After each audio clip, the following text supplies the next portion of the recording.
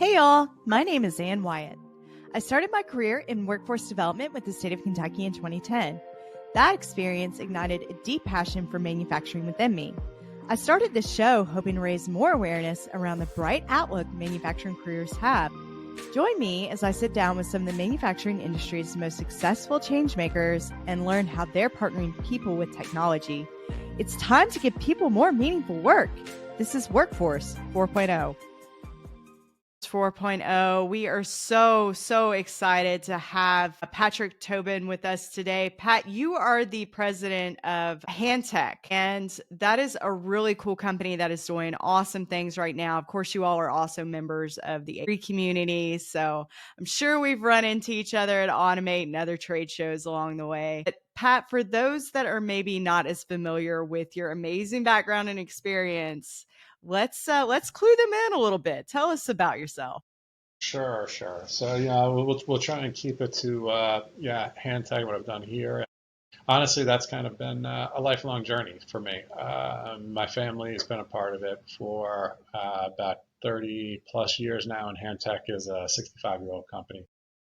Back in the late 80s, my father got involved, and through high school and college, I was working here in the summers and doing work in our service with our service team, fab and install team and running around. And then as I got a little bit older, I got a chance to work through our service department and then into biz dev. And, ultimately one day I turned around. I think my dad was spending more time in Florida than he was here. So I guess that meant that I had the seat. So yeah, it's been quite a journey, but it's been great. You were just kind of promoted, right? Yeah. It was kind of like, all right, I'm going to Florida. Good luck. Call me if you need me.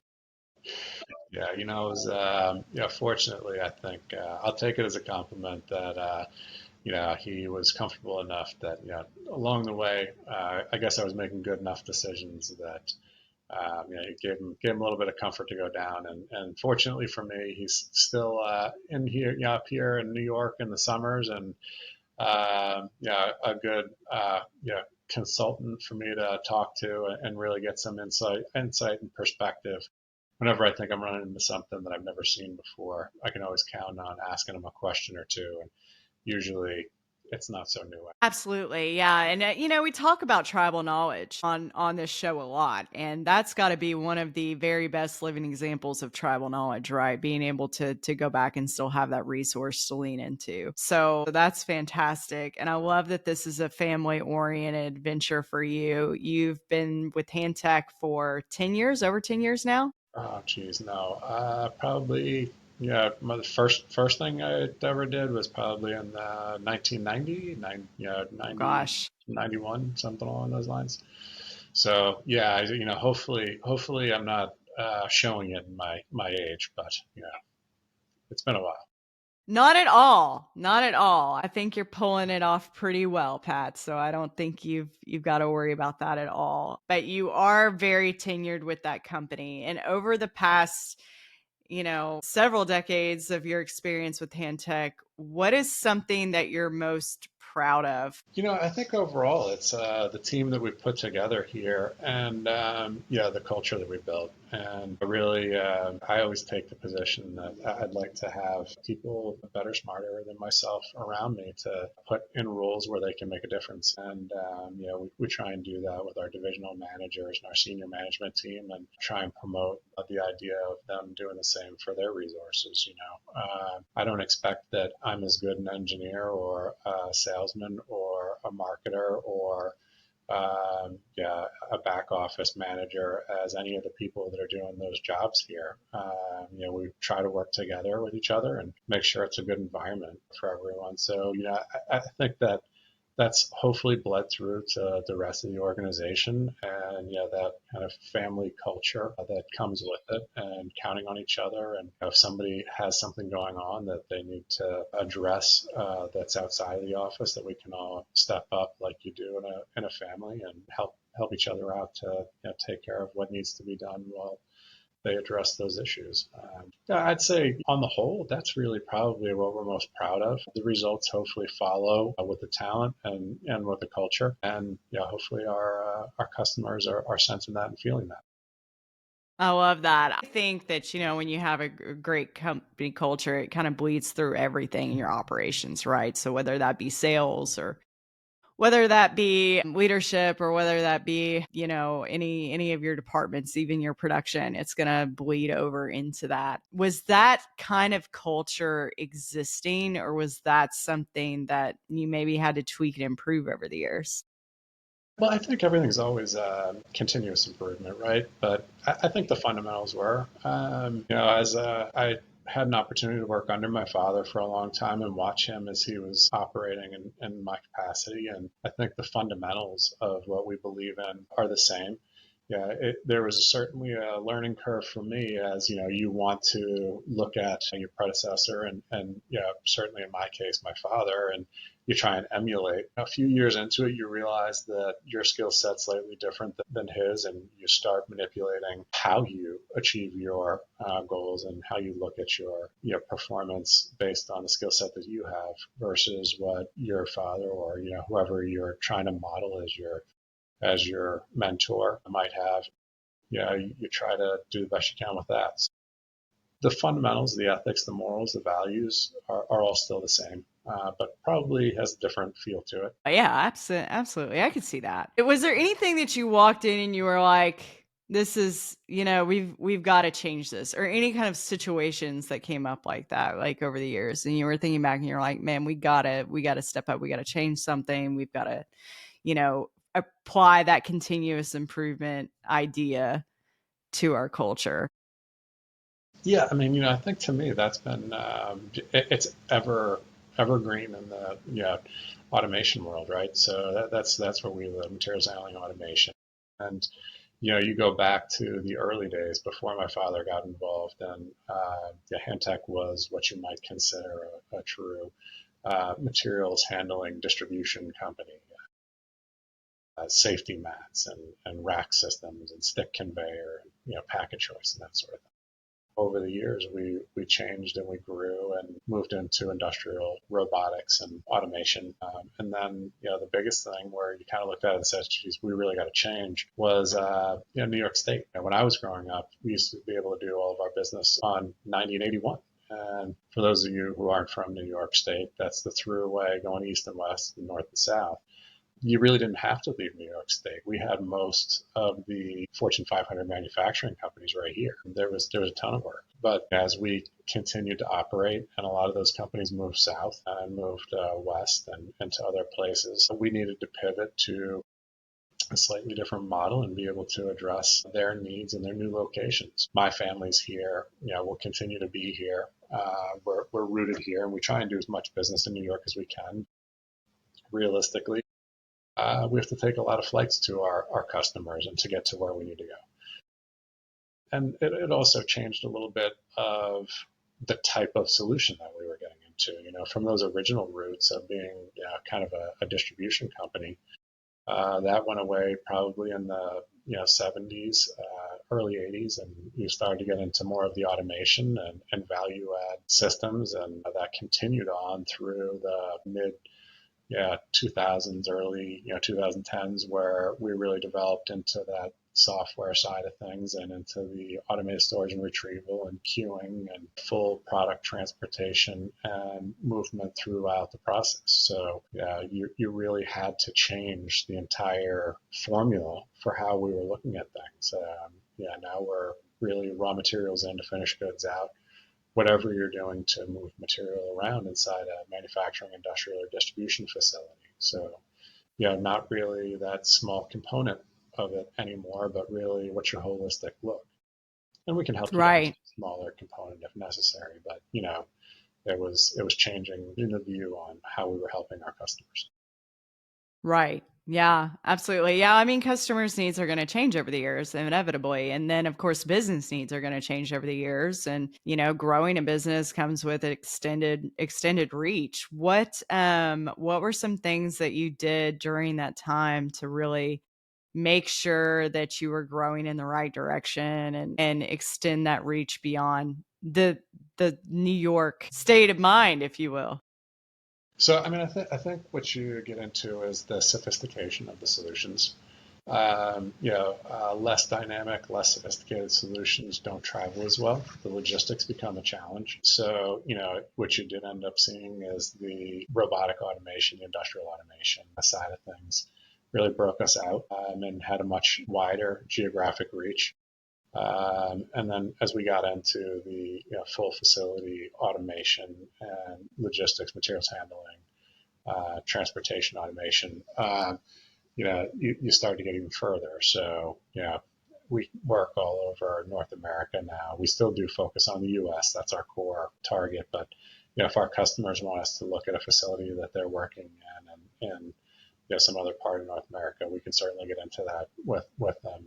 As you look at a pretty significant automated storage and retrieval system for, let's say, 5 or 7,000 pound positions, and it's going to tie into the work in process and finish with sortation for outbound finished goods. That's a significant investment for a company. Now the logistical cost of a little bit of travel is going to be incurred by 90% of the companies they're going to look at. So, it becomes less of a factor on the overall return and, more of just a cost of doing business. If I'm looking at, enclosed track overhead crane, that might be a little bit more difficult to ship, say, out west and compete with, local, fabrication. Absolutely. No doubt. No doubt in all of that. So yeah, logistics. And then, when you were exploring those opportunities and overcoming those challenges with logistics, how did you make sure that your company culture kind of stayed all on that same united front during that process? I think it's all about the people that you're bringing in and making sure that the culture stays, with them. If you're bringing in people who match the culture that you've got, just because their skill set might be different doesn't mean that their attitude or the way that they like to interface with their colleagues is different. So, that's been probably the biggest thing, and trying to find the people who have the right attitude and aptitude to match the environment. Hmm. Certainly the job requirements can be different, right? Some of those guys that are going to need to be on the road, for potentially months at a time for installation or commissioning. You struggle and you do the very best you can to try and make them feel like they're a part of it and that they stay in communication with the rest of us. But, it's a constant challenge. We have to, continuously try to, bring them in and make sure that they feel that. I could absolutely see that. Yeah. But I love that you bring it back to attitude and aptitude, right? I mean, that's really the whole thing. And if there were like a good, just kind of general rule of thumb for measuring how someone would be in a company, in your current culture, I think attitude and aptitude's got to be it. Yeah, we're fortunate to have a really great core group that has the skill set required, and that allows for you to do some of those things, right? Where you can bring in somebody who may not have the skill set just yet, but you can put them with somebody who's got 20, 30 years of experience. And as long as they're bringing a can-do attitude and they've got a general ability and know-how in the subject matter, you bring them along and you try and make sure that they get the fundamentals that they need. And in that sense, their attitude will go a long way with their colleagues. It's interesting. My father used to say that, there's no closets at a small company. And I think that came from his upbringing when he started in his early career at, company which some older people might remember, but Browning and Ferris, which was a garbage company, BFI. And it was a big multinational. Whenever the senior execs would come in, they would take all the guys that maybe didn't contribute all so much and jokingly and say, hey, put them in a closet until everybody, all the big wigs are gone. So there's no closets at a small company. Everybody out there on the floor, everybody in the engineering area, everybody on the fabrication team, they know who's working. They know which ones of their colleagues they want to work with and who are going to be the ones that are going to help them get things done. So it's you all got to be there for each other, and you all got to be doing your part, or it becomes evident. I love that. I love that idea. Like there are no closets in a small company. That's so true. Right. It's an open floor plan situation. Most definitely. And there are, you do have to like be able to have those conversations and cross those barriers and, just everybody's got to be on the same page. I love that. So Pat, are you a karaoke fan by chance? I can't say that I am, but I respect people who have a good voice. Yeah, I give you some sense of my musical capability.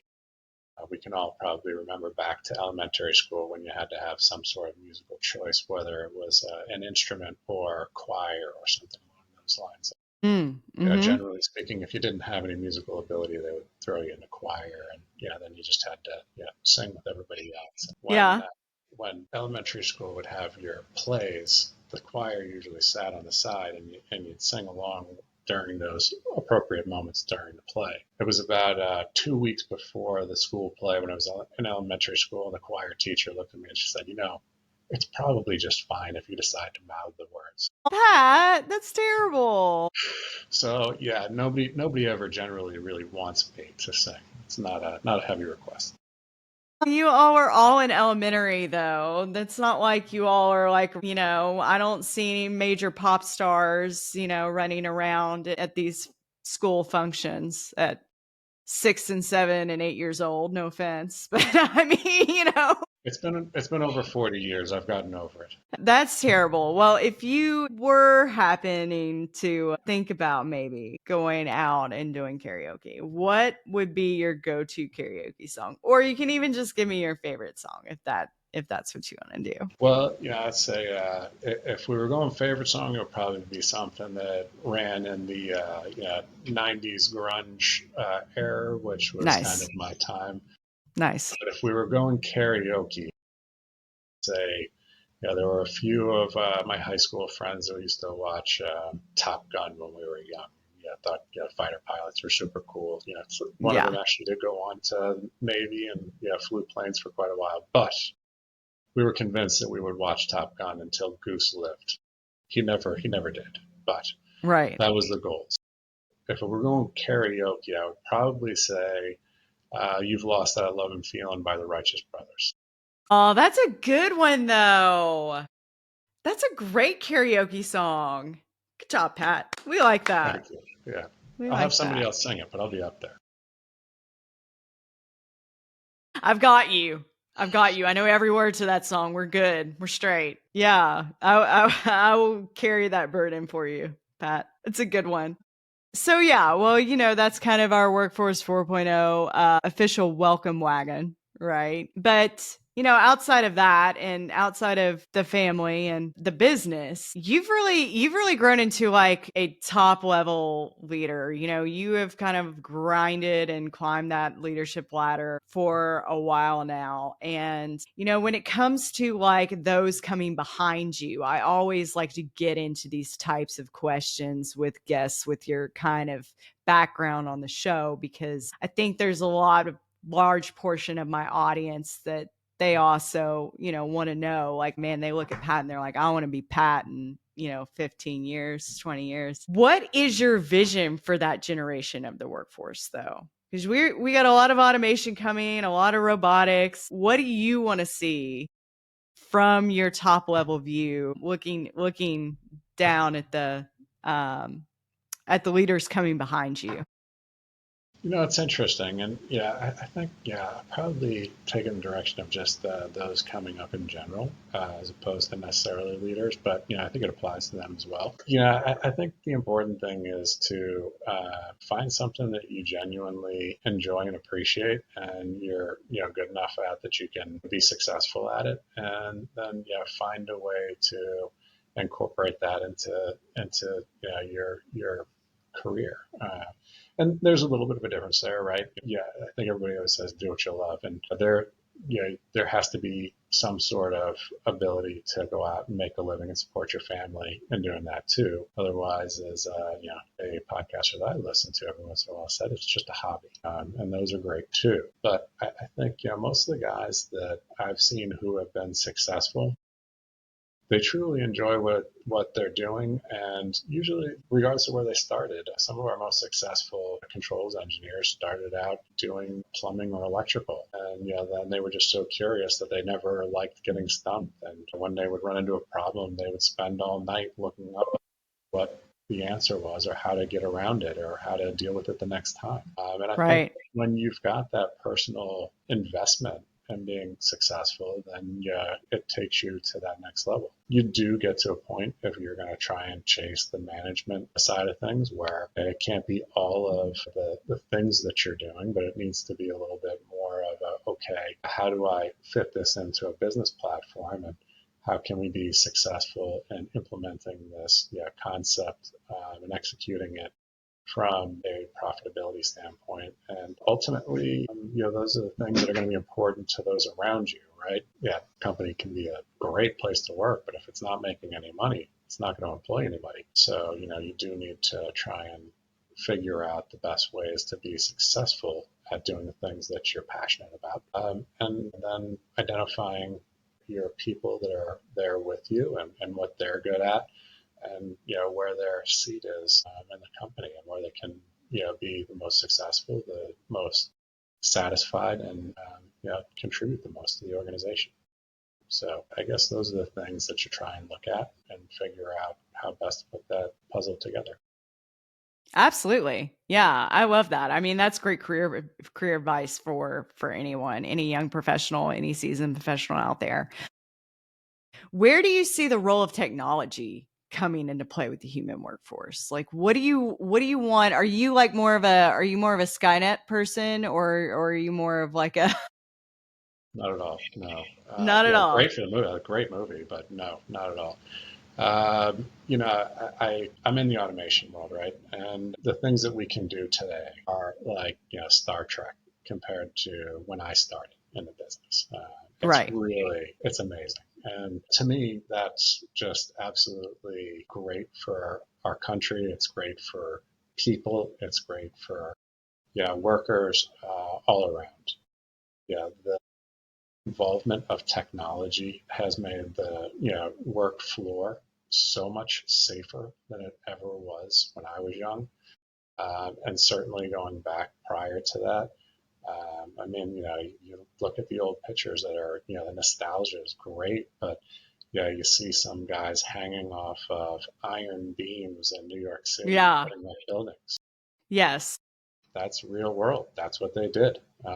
And now we have much better ways, much more sophisticated ways of doing things. No, technology has allowed for that and brought us along. Whether you go back to the founding of our country, where 93% of our population were farmers, or go to the first industrial revolution, where we really started to get into heavy manufacturing, or the second industrial revolution and controls and robotics and all the rest of these things. Ultimately, the goal is to be able to provide a greater basket of goods for less overall effort to the general public and to people who are trying to go out and purchase products and to provide a greater value to those around. I look at our industry and I'm just amazed that what we've been able to achieve from a standpoint of the bundle of value that somebody can get out of an hour's worth of labor. That was a great stat that I read in a book a few years back, and I'll blank on what it is. Maybe I'll text it to you if I can remember it. I can't quite remember, but I will find it.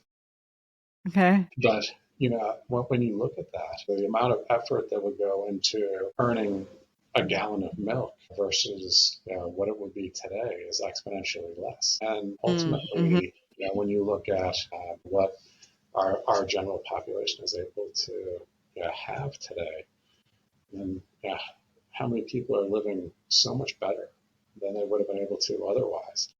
And I hear the debate that comes up over, is automation going to steal jobs or is AI going to steal jobs? Absolutely not.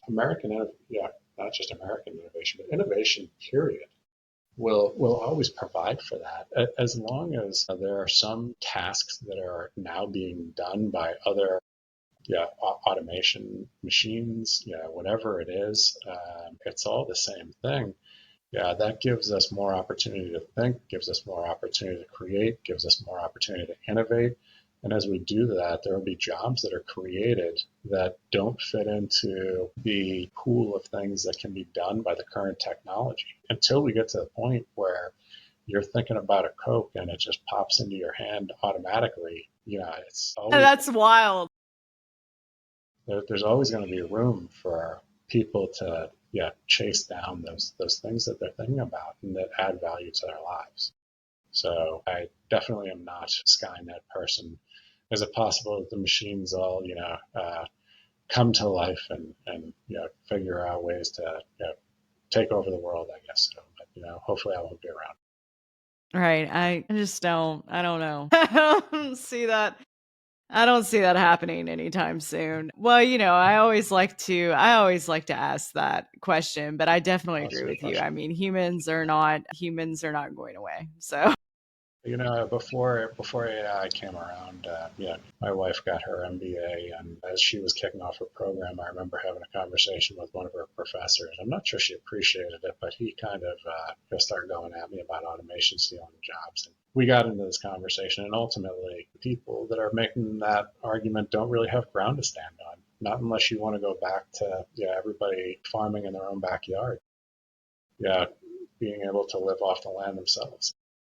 I think when we've seen what most of those television shows where they go drop the best of us into a wilderness somewhere and see if they can last 30 days or whatever. right. It doesn't usually work out very well.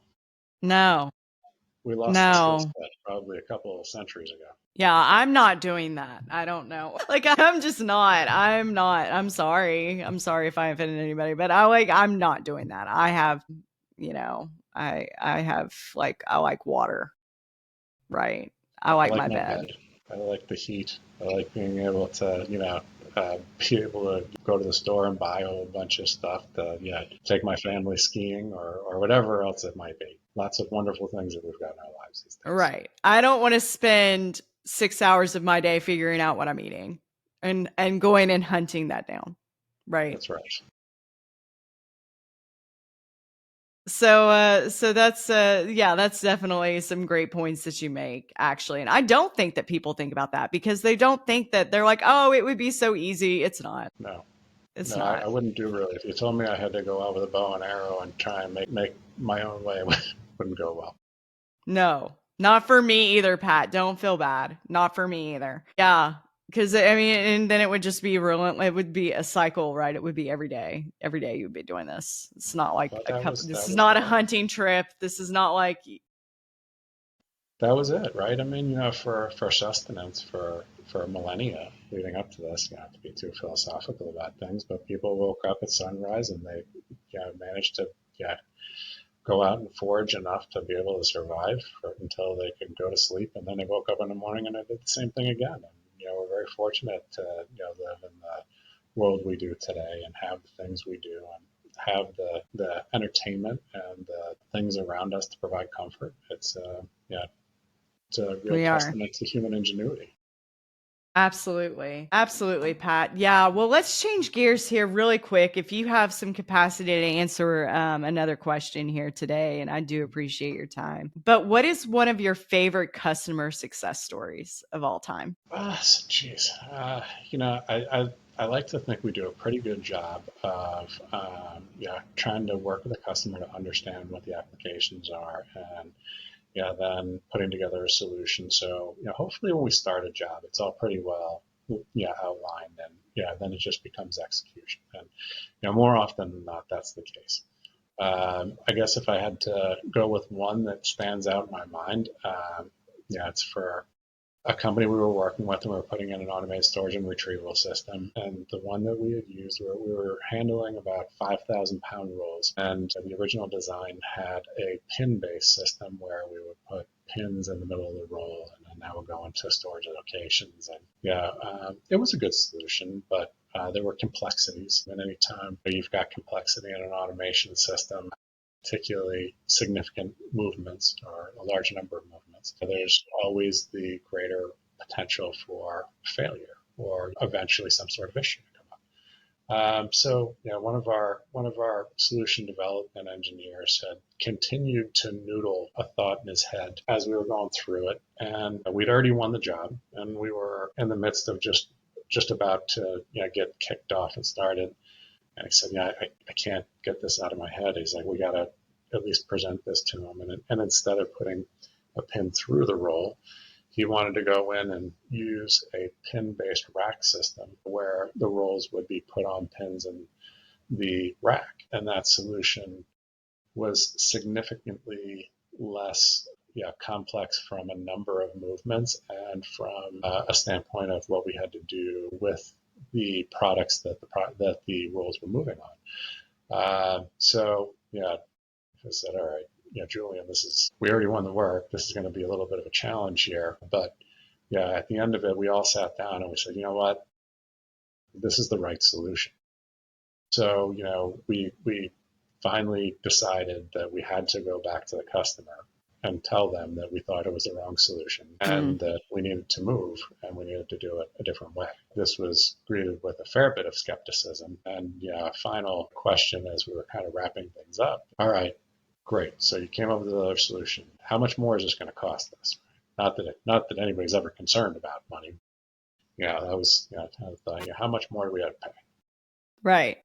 We looked at them and said, to be honest with you, this is going to save you about $500,000. And they're like, what? And they were waiting for the shoe to drop. Where are you going with this? They're like, no, it's, this is the right solution, and it's less than what we had initially planned, but it's the right thing for your business. And we did. That's what we did. So they were able to save the money. We were able to put in what we think is a better solution and has been in operation for about 6 years now. And I'm confident based on the results that they've had that it was a better solution than we would have put in otherwise. And it was difficult to go back, not so much from the financial standpoint, but having to go to the customer and say, we came up with a better way when we already won the work was challenging, but it was the right thing to do. Gotcha. Yeah. I mean, sometimes you just have to do the right thing, right? And I love that. I love that you have so much integrity that you were just honest and I would appreciate that as a customer. Ultimately, I think we want a lifelong, customer, and I think that it's the right thing to do for them. It's the right thing to do for us, and continue to do that. And I think ultimately, those results will translate to